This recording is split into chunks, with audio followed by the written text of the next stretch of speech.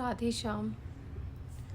अभी मैं good morning तो नहीं बोलूँगी क्योंकि 12 बज चुके हैं। तो ये है कि आज मेरा व्लॉग थोड़ा लेट मैंने बनाया क्योंकि आज सुबह शिवानी सखी का व्लॉग मैंने देखा। तो उसमें उनकी नानी जी उनको छोड़कर चली गई थी, तो उसके बाद मेरा मन नहीं हुआ। तो सखी, मैं ईश्वर से यही प्रार्थना करूँगी कि प्रभु उन्हें अपने चरणों में स्थान दे और इस दुख की घड़ी में आपकी ये बहन आपके साथ है। सखी, मन तो बहुत है कि आपके पास आऊँ इस दुख की घड़ी में, लेकिन मैं आ नहीं सकती क्योंकि मैं बहुत दूर हूँ आपसे। बस मैं यहीं से प्रार्थना करती हूँ कि प्रभु आपको हिम्मत दे और आप अपने परिवार वालों को अच्छे से संभाल पाए। पता है, बहुत दुख होता है दोस्तों, बहुत ज़्यादा दुख होता है। इंसान क्या क्या सोचता है और वो जो सोचता है वो कुछ नहीं कर पाता, कुछ नहीं कर पाता। सब प्रभु की इच्छा होती है। आज मेरे जिया जी को भी 12 दिन हो गए हैं। मेरी बुआ जी के जवाई, उन्होंने भी 1 महीने तक बहुत संघर्ष किया अपने जीवन से, लेकिन वो है कि 29 दिसंबर को वो एडमिट हुए थे और 29 जनवरी को वो भी हमें छोड़कर चले गए थे। तो मेरी जीजी ने बहुत, मतलब वो रहे तो साथ ही थे, उनका भी गवर्नमेंट जॉब था, एडवोकेट थे वो, तो वो रहे तो साथ ही थे हमेशा, लेकिन कहीं घूमने कुछ नहीं गए। हम दीदी हमेशा बोलती थी कि तेरे जियाजी रिटायर्ड हो जाएंगे तो मैं जाऊंगी उनके साथ में, घूमूंगी मैं। मकर संक्रांति के 1 दिन पहले मैं जीजी के पास गई थी, तब कोई नहीं था उनके पास, तो मैं बैठ के आई थी उनके पास में 1.5-2 घंटे। तो जीजी ने मुझे यही बोला कि अब तेरे जियाजी ठीक हो जाएंगे ना तो मैं तेरे जियाजी के साथ घूमने जाऊंगी। मैं कहीं घूमने नहीं गई। अब बस एक बार तेरे जियाजी यहाँ से इनको डिस्चार्ज मिल जाए।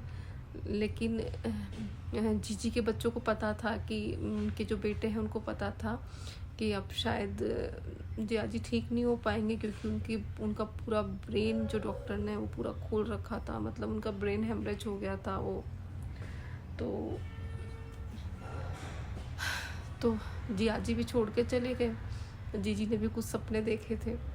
तो भाई, कल का कुछ मत सोचो, जो करना है ना आज ही कर लो। जो आपके साथ पिछला हो चुका उसको भी लेके मत रहो कि ये हुआ, उसने ये कर दिया। नहीं, मैं हमेशा लेके बैठी रहती हूँ। मेरे मन में ये रहता है कि हाँ उसने ये कर दिया उसने, लेकिन मेरे हस्बैंड ने मुझे हमेशा यही बोला है कि जिसने जो कर दिया, जो कह दिया, ठीक है, उसको लेके मत बैठो, तुम आज में जियो। और यही है, आज में ही जीना चाहिए। कल का किसको पता कब प्रभु अपना संदेश दे दे कि भाई आ जाओ, अब तुम्हारा टाइम हो गया ख़त्म। और हम जो सोच के बैठे रहते हैं वो भी नहीं कर पाएंगे।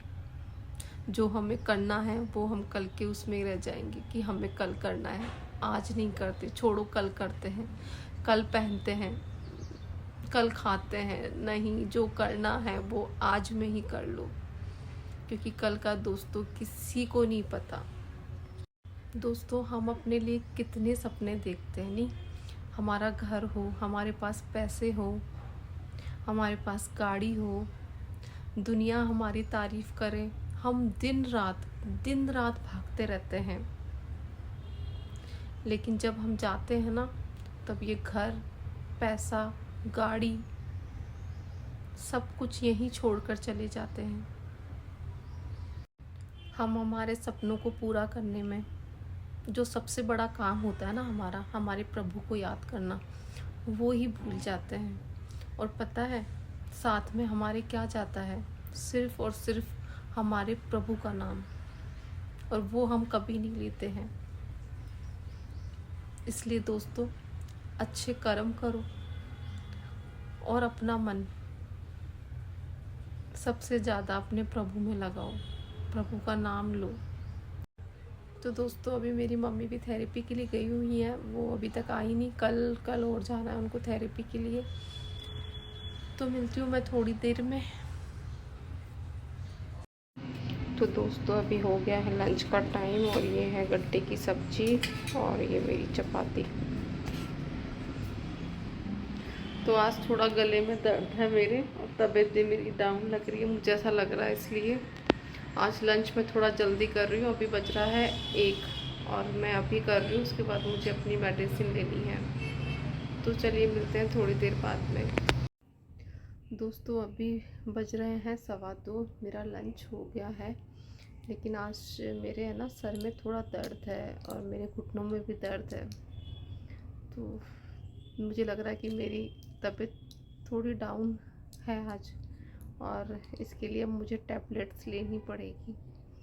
तो ये रही मेरी टैबलेट, एक ये है मेरी और 2 ये है मेरी टैबलेट।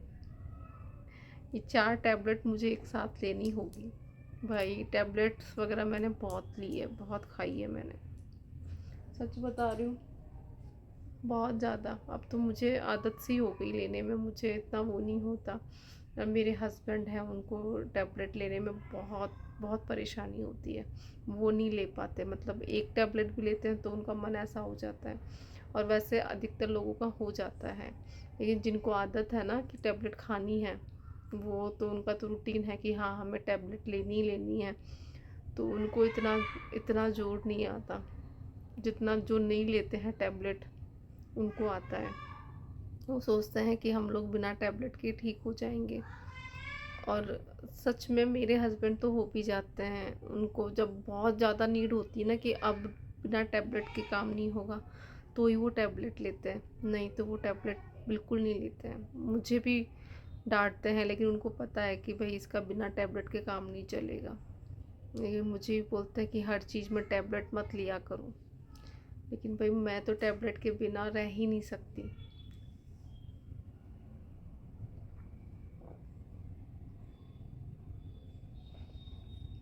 तो टैबलेट मैंने ले ली दोस्तों, अब मैं थोड़ी देर रेस्ट करूँगी, उसके बाद फिर मैं आप लोगों से मिलती हूँ।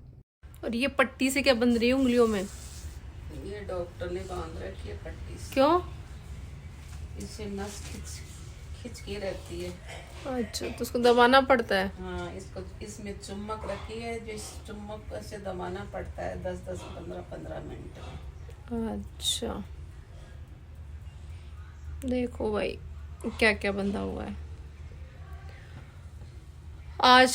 कल के व्लॉग में नीलम दीदी का कमेंट आया था कि मम्मी के क्या हाल चाल है। तो भाई नीलम दीदी देख लो मम्मी के हाल चाल, उंगलियों में ये पट्टियां लग रही हैं और थेरेपी चल रही है।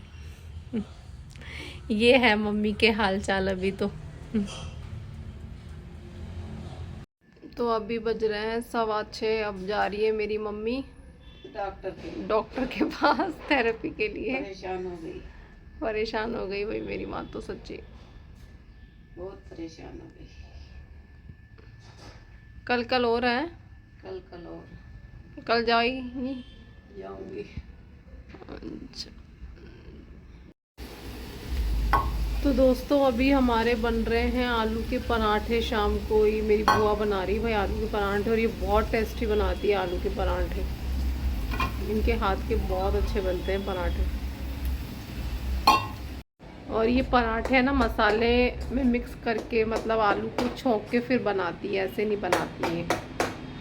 तो देखो यहाँ इन्होंने मसाला तैयार कर लिया और अब थोड़ी देर में ये बना देंगी। तो गाइस देखिए ये हमारा आलू का पराठा बन रहा है, और ये है आलू का मसाला, और अब इसको बेल दिया और अब इसमें मसाला भरेगी बुआ।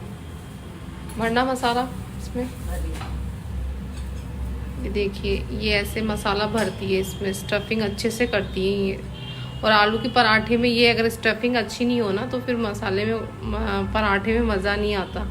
मैं भी कुछ उल्टा सीधा बोल रही हूँ आज भी। देखिए ये इन्होंने ऐसा फोल्ड किया और फिर इसको फिर इसमें ऐसे देखिए